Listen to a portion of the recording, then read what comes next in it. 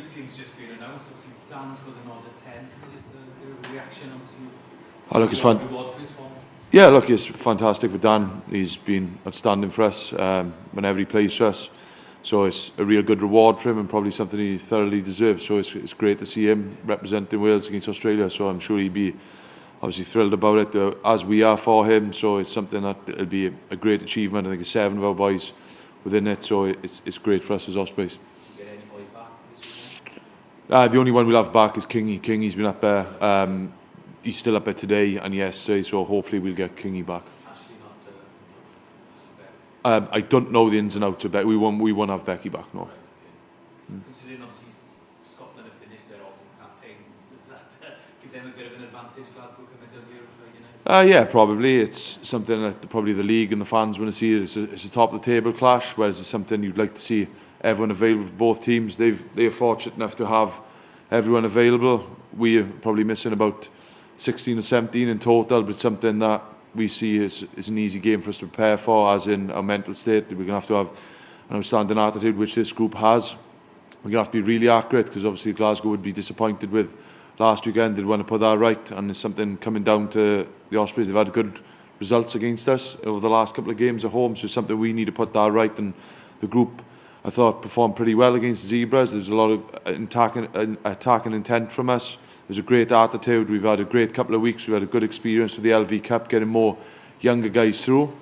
But like we say, it's an easy game to prepare. Even though we've got sort of 16, 17 players missing, it's something the focus will be firmly on Glasgow, and we'll be concentrating ourselves on what we need to be on Friday night. How are you injury-wise? I mean, are there any boys coming back at all this weekend? No, there'll probably be 1 or 2 less, maybe from Zebras, who picked up, who put in performances and put shifts in. So we'd probably be 1 or 2 lighter.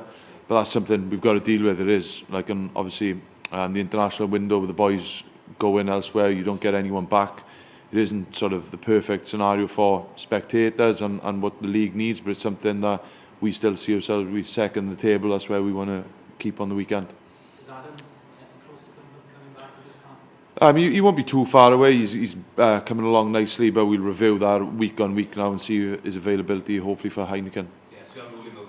No, we haven't ruled him out yet. It isn't something we've really talked in detail. It's just he's in and around the environment. He's catching up on things. So hopefully he'll be ready to go. But it's been a real positive for us to get Aaron back, come through a game. And Daniel Suter's done outstandingly well throughout the LV. When he came on against Leicester, he came on again. He came on out in Munster. He done really well on the weekend when he came on. So we feel we're really pleased in that department anyway. These games against sides who are considered your playoff rivals, as it were, they have extra significance.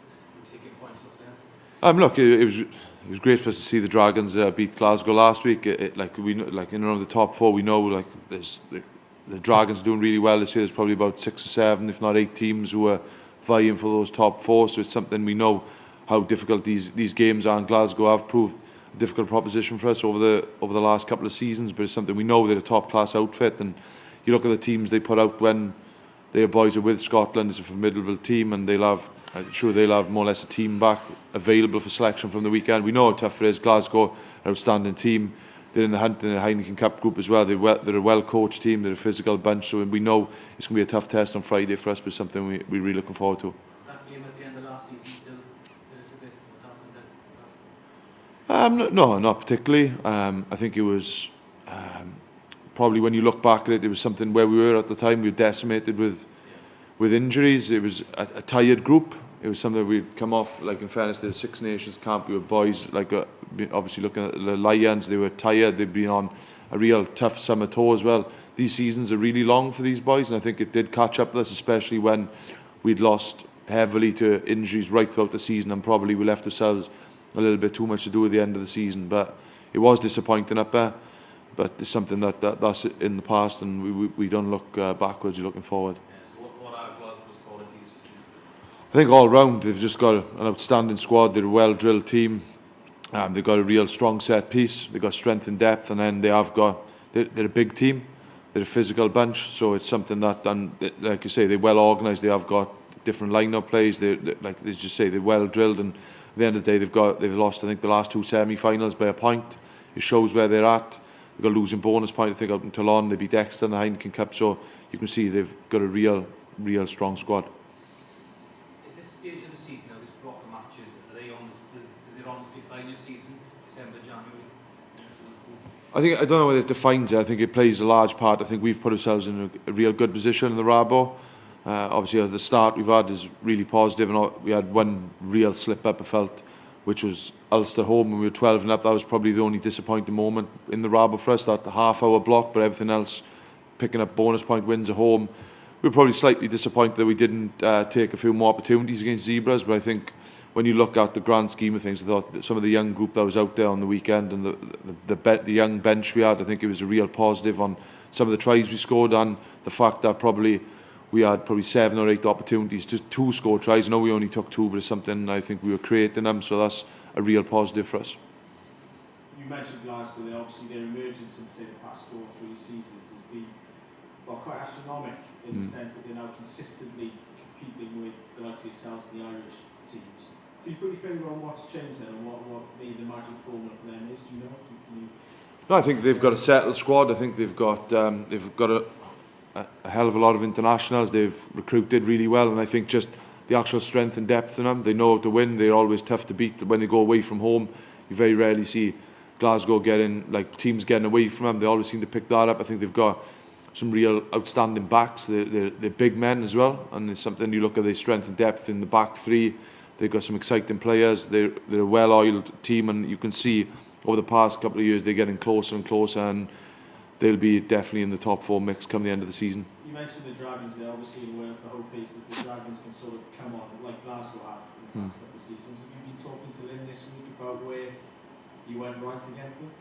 No, it's something we've looked at the footage, and we've looked at the previous couple of weeks in around what Glasgow are. We've seen sort of it's an outstanding result to go into Glasgow, irrelevant whether they got players away or not, but I think it does aid teams. Like obviously Glasgow lost sort of probably around 13-14 players. They'll get those back this week, but take nothing away, that's an amazing result for the Dragons, and for Glasgow not to pick up anything, they'll be pretty disappointed in it, and tactically we'll have to be really smart on the weekend to get what we want from the game. That's what we just on Wales and the boys that you've got with Wales. Obviously buying 1 or 2, you must be pretty happy that always looking that by the time you'll have back you won't have too many sort of injuries coming back to you.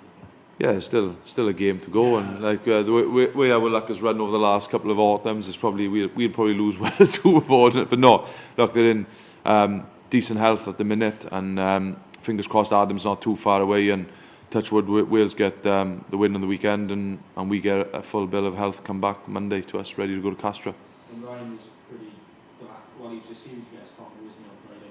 Yeah, it's great, and he hasn't had an awful lot of rugby, but it's like he's an outstanding rugby player. He knows how to do things. He knows how to do them really well, and he knows how to get around the field with his body and things. So it's something that it was just great to see Ryan out there captaining the team and getting some rugby under his belt. You're always a bit disappointed not to be involved in Japan, but do you think that break over the summer has helped him this season?